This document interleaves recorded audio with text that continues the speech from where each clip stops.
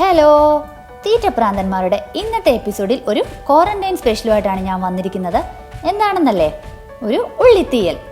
സാധാരണയായിട്ട് നമ്മൾ തീയൽ ഉണ്ടാക്കാൻ നേരത്ത് അതിൽ തേങ്ങ വറുത്തരയ്ക്കാറുണ്ട്, അതുപോലെ തന്നെ പുളി പിഴിഞ്ഞ് ചേർക്കാറുണ്ട്. ഇത് രണ്ടും ഇല്ലാതെയാണ് ഞാൻ ഇന്ന് ഈ തീയൽ ഇവിടെ ഉണ്ടാക്കിയിരിക്കുന്നത്.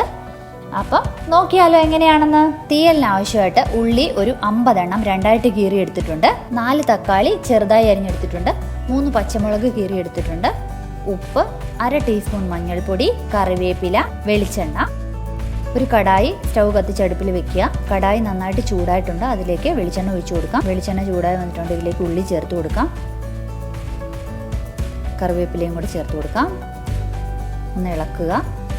ഉള്ളി വഴറ്റുന്ന സമയത്ത് അതിലേക്ക് അല്പം ഉപ്പും കൂടെ ചേർത്ത് വഴറ്റിയെടുക്കുക. നന്നായി വഴറ്റുക. ഒന്ന് വഴണ്ടു വന്നിട്ടുണ്ട്, ഇതിലേക്ക് ആ മഞ്ഞൾപ്പൊടി ചേർത്ത് കൊടുക്കാം. നന്നായി ഇളക്കുക. ഇനി ഇതിലേക്ക് 1/2 ടീസ്പൂൺ കാശ്മീരി ചില്ലി പൗഡർ ചേർത്ത് കൊടുക്കാം. നന്നായി ഇളക്കുക. ഇനി ആവശ്യം ഒരു 2 ടേബിൾ സ്പൂൺ മല്ലിപ്പൊടി, 1 table spoon Kashmiri chilli powder, 1 teaspoon എരിവുള്ള മുളക് പൊടി. ഇത്രയും നന്നായിട്ട് ചൂടാക്കി എടുത്തിട്ടുള്ളതാണ്. ഇനി 1 ടേബിൾ സ്പൂൺ കോക്കനട്ട് പൗഡർ. ഞാൻ മാഗിയുടെ കോക്കനട്ട് പൗഡറാണ് എടുത്തിരിക്കുന്നത്. 1 കപ്പ് ചൂടുവെള്ളത്തിൽ ആ കോക്കനട്ട് പൗഡർ നന്നായിട്ട് മിക്സ് ചെയ്തെടുക്കണം. കട്ടി കുറഞ്ഞ പാലാണിത്, 2ാം പാലെന്നൊക്കെ വേണമെങ്കിൽ പറയാം. ഇനി ഇതിലേക്ക് നമുക്ക് ഈ പൊടികളൊക്കെ ചേർത്ത് കൊടുക്കാം. നന്നായി ഇളക്കുക. കട്ടയൊക്കെ പോകാൻ വേണ്ടിയിട്ടാണ് നന്നായിട്ട് ഇളക്കാൻ പറയുന്നത്. ആ വഴറ്റി വെച്ചിരിക്കുന്ന ഉള്ളിയിലേക്ക് ഇത് ചേർത്ത് കൊടുക്കാം. ഇനി ഇതിലേക്ക് ഒരു 1/2 കപ്പ് ചൂടുവെള്ളവും കൂടി ഒഴിക്കണം. ഇളക്കി കൊടുക്കാം.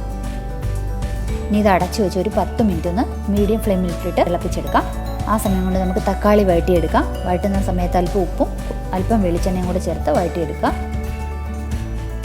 നന്നായിട്ട് വഴണ്ടു വന്നിട്ടുണ്ട്. ഇനി നമുക്ക് തക്കാളി ഇതിലേക്ക് ചേർത്ത് കൊടുക്കാം.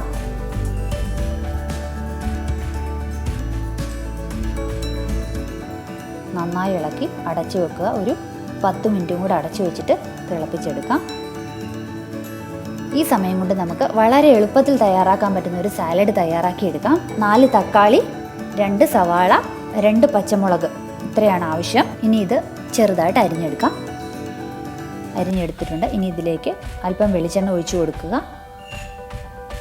ആവശ്യത്തിന് ഉപ്പിട്ട് കൊടുക്കുക.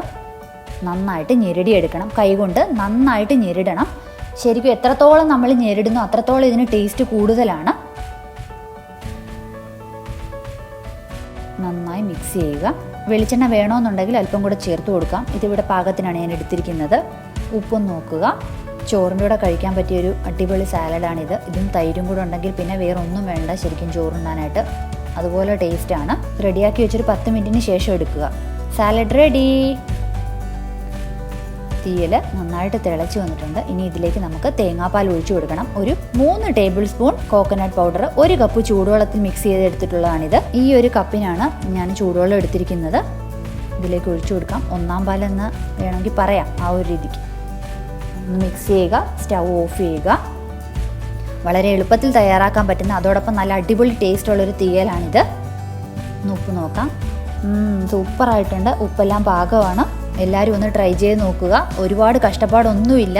തേങ്ങ വറുത്തരയ്ക്കുകയോ അങ്ങനെയുള്ള ഒരു പരിപാടി ഇതിനകത്തില്ല. അതുകൊണ്ട് തന്നെ വളരെ എളുപ്പത്തിൽ തയ്യാറാക്കാൻ പറ്റുന്നതുമാണ്.